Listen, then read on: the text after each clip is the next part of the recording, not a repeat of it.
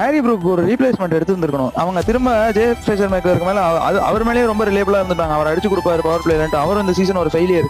டூப்ளசினால அந்த ஒரு ஃபயர் எல்லா மேட்சும் கொடுக்க முடியல. ஒரு எஸ்ஆர்எச் மேட்ச்ல கொடுத்தாரு, அப்புறம் ஒரு சில மேட்சஸ் கொடுத்தாரு. பட் ஸ்டில் அவரால் அந்த ஃபயர் கொடுக்க முடியல. அப்படிங்கிறப்ப ஹாரி ப்ரூக் ஒரு நல்ல ரீப்ளேஸ்மெண்டா எடுத்து வச்சிருந்தாங்கன்னா ஸ்ட்ரகிள் பண்ணியிருக்க மாட்டாங்க. அதுதான் பிரச்சனை.